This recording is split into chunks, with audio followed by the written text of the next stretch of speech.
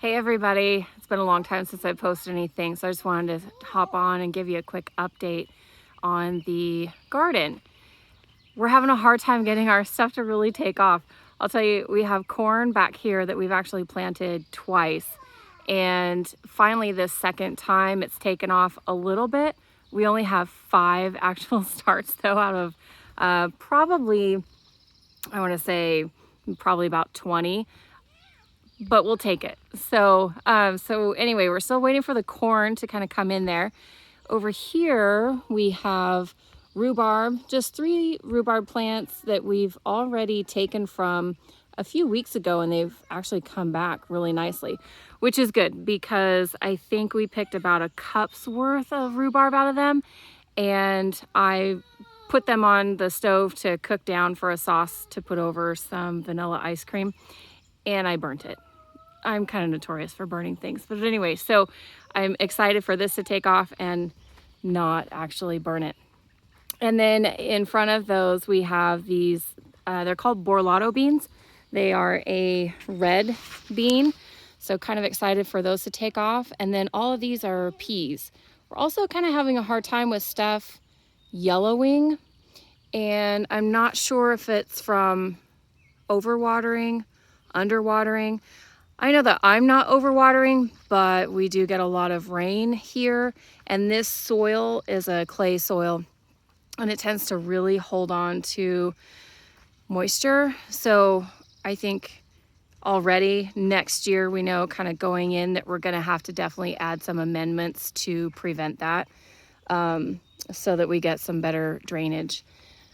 And then over here we have our beans. And then we have carrots, our little, I call them snacking radishes. All these guys here, they've actually come in nicely, not very big, but I did kind of plant them all fairly close together and I didn't thin them out in time. And then we have some bull's blood beets that haven't quite taken off yet either. They're there, you just can't really see them. And probably the thing that's maybe doing the best is our broccoli here. Another problem that we've been having, especially with melons and squash, something keeps eating the starts. So especially if we've done a lot of direct seeding kind of after the fact, like if something died out, then we did some direct seeding. We also had the starts that we had in the house. Once we planted them, things were eating them, but it wasn't like, I don't know, there's a household debate on whether it's a rabbit or mice. What we would find is it would actually get pulled up out of the soil, and then sometimes just the roots got eaten, and sometimes it was just a leaf or two, but they literally pulled it up out of the ground. And we weren't finding a lot of footprints and things like that either. So we did read online it could be mice. So we of course do like a spray to keep out deer and rabbits, and now we've just been focusing on also capturing the mice. And I don't know, it kind of go back and forth. Sometimes I'll still go out once a week and I'll find something is just gone. But it's mostly when they are young starts, not so much once they get their true leaves. So maybe we just need to wait a little longer before we put them out. Maybe not so much direct seeding. This year again was kind of all experimental. So didn't do too great on the lettuce. This whole area here, I'm gonna have to, down here, I'm just gonna replant. This was all basically lettuce that either didn't take off. I've got a little bit of something still growing, but again, super slow, super slow.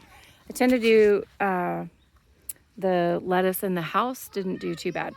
And then we have a lot of this bok choy that has also done well. I have no idea how to preserve bok choy or anything yet. I will find out. If that's the one and only thing that grows, we will not let it go to waste, and I'll figure out how to preserve it and a million different ways to prepare it. In our beds here, this first bed, we just kind of, again, as things started to die, we just kind of started throwing things in here. So we have onions, and then we have pumpkin, and we have tomatoes, and we have peppers in here. And then we also, over here, same thing. Here's my arugula that started flowering. So I just kind of left it just so I could at least look at it. We do have one little pumpkin coming up. And then we have our peas down there, some more tomatoes. And then Tate just took, these are just 2 cattle panels that we stretched out between the two of the beds. And then this bed over here has more onions, some lemon cucumbers there along the side. And then there is actually a row of carrots and a row of lettuce in here as well. But the carrots started growing and then they started dying off. So again, I'm not sure. I think it's got to be some sort of delicate balance with the moisture. These beds, this soil that we bought does drain extremely well. So that might have something to do with that too. So again, next year, we're just going to have to really make sure that our mixtures are just right. This trellis here, just kind of a repurposed deal. I think this was like an old brochure rack or something that my mom snatched up. And we do have some squashes and some melons in here. Again, some yellowing, some little starts that haven't quite come up. So with that, I will take you over to see the raspberries.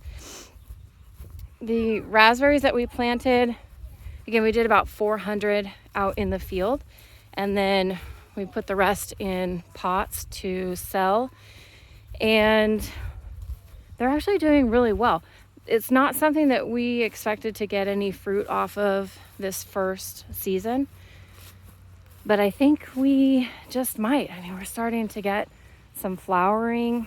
Now, out here when I show you, you're gonna see also some daisies and things too, because I just haven't gotten out here to weed in quite a while. So anyway, these are all the raspberries here. So again, I mean, we have leaves on every single cane. Not a single cane died off. So I thought that was a really good sign. And then we do have quite a few plants out there that actually have flowers starting on them. So I'm really excited to see if we do get some fruit.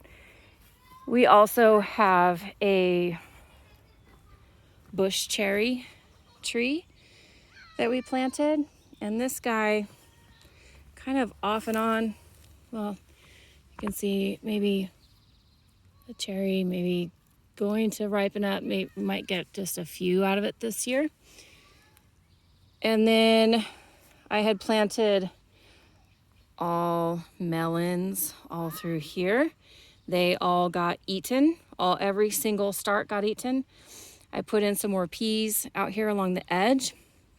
And then down here we did some, I want to say that is spaghetti squash, and then some cantaloupe down there at the end, also next to our gooseberry tree. And then I kind of interplanted at the end of each row. I did another of the baby watermelon. And then in here we had some peppers and tomatoes. Again, some survivors, some that didn't make it. And then, yeah, I need to weed some more melons and squash down here, and then a couple of sunflowers right here. So anyway, like I said, just wanted to give you guys a quick update, kind of let you know where we're at. We really need to do a lot of weeding is kind of our main thing, I think, next. We're gonna have rain for about the next week and a half. And so we'll see how much weeding we get done then. And I just hope that everyone is staying safe and lots of craziness out there right now. So hold on tight to your loved ones. Stand up for what you believe. And everybody stay safe. Stay healthy. Talk to you next time. Bye.